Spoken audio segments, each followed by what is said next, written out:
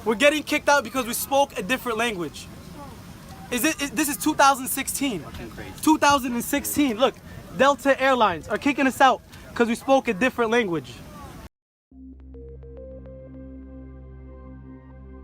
Hey,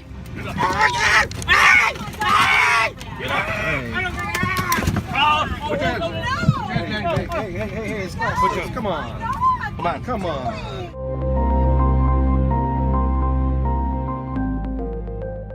Kedua kasus tersebut adalah contoh bagaimana kemudian unggahan pada media sosial dapat menyebabkan krisis bagi perusahaan. Contoh video tadi menggambarkan peristiwa penurunan penumpang dari kabin pesawat atas keputusan dari maskapai penerbangan. Dari kedua contoh kasus tersebut, kita dapat belajar bagaimana penanganan krisis yang tepat ketika melibatkan unggahan pada media sosial. Kesalahan dalam menentukan upaya komunikasi krisis dapat berdampak pada kondisi perusahaan, terutama perusahaan jasa yang perlu mengedepankan nilai-nilai pelayanan prima bagi pelanggan. Salah satunya bahkan berdampak pada turunnya harga saham tepat 2 hari berselang setelah insiden terjadi. Secara luas, dalam jangka panjang, reputasi perusahaan pun akan terganggu. Dalam menganalisa kedua kasus ini, kami mengacu pada 2 buku Crisis Communication, yaitu buku pertama berjudul Crisis Communication, Case Studies and Lessons Learned from International Disasters yang dituliskan oleh Kale Bratas di tahun 2018, dan buku kedua oleh Martin N. Dlela pada tahun 2019 yang berjudul Crisis Communication, A Stakeholder Approach in Managing Reputation. Sementara untuk membahas lebih dalam lagi, dilengkapi pula oleh 7 jurnal yang membahas mengenai social media crisis, kepuasan pelanggan, dan topik atau elemen terkait lainnya yang berhubungan dengan kasus krisis tersebut.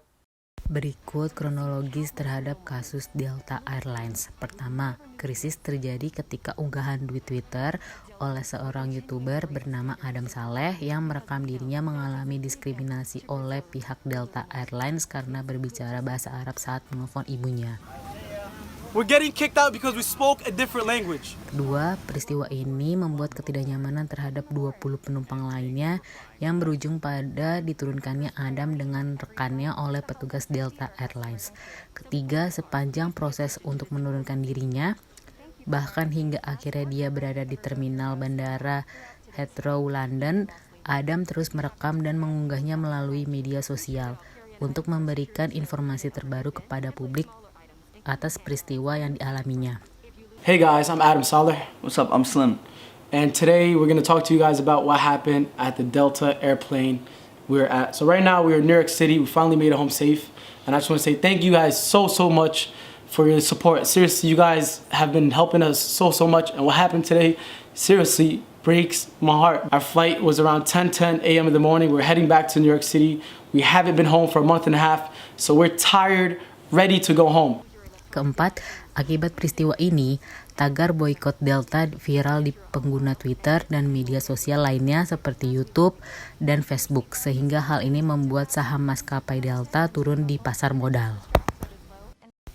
Selanjutnya yaitu kronologis terjadinya kasus terhadap United Airlines. Pertama, krisis diawali dengan menyebarnya video penurunan David Dao dari pesawat secara paksa oleh awak kabin United Airlines. Oh my God! No! My God! What are you doing? Kedua, pihak United Airlines tidak langsung memberikan respon terhadap insiden yang terjadi. Ketiga, setelah beberapa hari, pihak United Airlines memberikan permintaan maaf karena terjadi kasus overbook sehingga pihak maskapai harus menjadwalkan ulang beberapa penerbangan namun tidak membahas tentang penurunan penumpang secara paksa. Sentimen negatif dari publik mengemuka dan diperparah setelah email yang ditulis oleh CEO United Airlines yang berisi pembenaran atas perilaku karyawan dalam menurunkan penumpang bocor ke publik. Keempat, publik memberikan sentimen negatif terhadap permintaan maaf dari United Airlines karena tidak menunjukkan empati dan simpati kepada korban, yaitu David Dao. Dan terakhir, akibat kejadian ini, nilai saham dari induk perusahaan United Airlines terjun bebas dan strategi penanganan krisis dalam perusahaan United Airlines pun dipertanyakan. Poin-poin penting kritik dalam kasus Delta Airlines. Pihak Delta Airlines dalam menyikapi krisis terkait dengan diskriminasi dan rasisme yang sudah terjadi secara berulang menggunakan strategi evading of responsibility dalam menangani krisis yang mencuat di media sosial pada akun resmi Twitter Delta. Seharusnya pihak Delta menggunakan strategi yang lebih menjamin reputasi perusahaan di saat krisis. Dalam 2 pernyataan resmi di website Delta Airlines terkait insiden Saleh, tidak ada satupun permintaan maaf atas ketidaknyamanan yang dirasakan oleh Saleh dan rekannya. Padahal dikatakan bahwa salah satu strategi yang bisa dilakukan dalam memperbaiki citra saat krisis adalah meminta maaf atas peristiwa yang terjadi. Seharusnya Delta Airlines dalam pernyataan pertama bisa meminta maaf atas ketidaknyamanan yang dihasilkan dari keputusan yang harus diambil, yaitu tindakan penurunan korban dan akan menyelidiki lebih lanjut penyebab dan kronologi terkait insiden tersebut. Poin-poin penting kritik kasus United Airlines. Hal yang dilakukan oleh awak pesawat United Airlines termasuk dalam tingkah laku kekerasan yang merugikan penumpang. United Airlines tidak tanggap dalam menghadapi insiden yang terjadi, dapat dilihat dengan respon yang baru muncul 2 hari kemudian. United Airlines tidak dapat memberikan jaminan keamanan dan kenyamanan pada penumpang dengan penurunan penumpang secara paksa. United Airlines tidak dapat menunjukkan empati dan simpati di dalam permintaan maaf yang mereka unggah sehingga dapat mempengaruhi nilai kepuasan pelanggan yang mereka dapat. Sebagai strategi dalam membangun reputasi perusahaan kembali, pihak Delta Airlines seharusnya menjalankan sejumlah program untuk membangun reputasi maskapai penerbangan yang toleran, tidak diskriminasi dan rasis, atau menjunjung tinggi keberagaman suku, bahasa, agama, dan ras. Hal-hal yang bisa dilakukan adalah: pertama, permintaan maaf secara terbuka melalui laman resmi perusahaan dan beberapa media lainnya. Kedua, mengundang korban, Adam Saleh dan rekannya, untuk melakukan dialog terbuka sebagai diskusi lebih lanjut mengenai insiden tersebut. Ketiga, merilis dan mengimplementasikan perubahan kebijakan dalam penanganan pelanggan atau penumpang yang tertuang dalam beberapa panduan baru dalam menghadapi keluhan terkait isu diskriminasi SARA. Dan yang terakhir, mensosialisasikan perubahan secara terbuka agar publik melihat tindakan nyata perusahaan. Sedangkan beberapa rekomendasi yang dapat diterapkan oleh United Airlines ketika menghadapi krisis yang terjadi yaitu: pertama, United Airlines diharapkan dapat segera memberikan respon secepat mungkin kepada publik sebagai upaya untuk mengendalikan krisis. Kedua, United Airlines perlu mencari dan mengumpulkan fakta atas insiden yang terjadi kepada publik secara terbuka. Ketiga, United Airlines dapat mengakui bahwa insiden tersebut merupakan kesalahan dan kelalaian perusahaan, serta perusahaan akan bertanggung jawab penuh atas insiden dan dampak yang terjadi.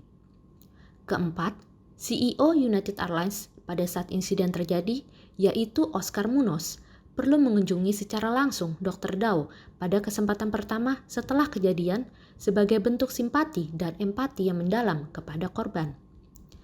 Kelima, United Airlines dapat merubah kebijakan perusahaan yang signifikan. Kebijakan ini perlu disosialisasikan kepada publik, termasuk karyawan, dan memastikan bahwa perubahan diketahui secara luas. Keenam, pihak United Airlines sebaiknya memberikan kompensasi kepada penumpangnya dengan mengganti jadwal ke penerbangan selanjutnya atau kompensasi berupa uang tunai. Ketujuh, perusahaan memberikan pelatihan kepada karyawan agar memiliki kemampuan manajemen untuk menghadapi pelanggan dengan lebih baik dan sesuai dengan nilai-nilai hospitality, mengingat United Airlines bergerak di bidang jasa dan servis. Terakhir, memberdayakan karyawan untuk memiliki kemampuan dan daya tanggap agar tidak selalu terpaku kepada perusahaan dan protokol perusahaan, tetapi juga dapat peka untuk mementingkan rasa kemanusiaannya serta mengutamakan kepuasan pelanggan. Kesimpulan yang dapat kami berikan adalah bahwa ketika perusahaan menghadapi krisis yang diakibatkan oleh unggahan di media sosial, strategi penanganan pada saat krisis sangat penting. Apalagi dalam kedua kasus tersebut, perlu penanganan yang optimal untuk memastikan dampaknya dapat dikendalikan dan tidak merusak reputasi perusahaan. Komunikasi asertif juga diperlukan dengan diimbangi tindakan nyata perusahaan.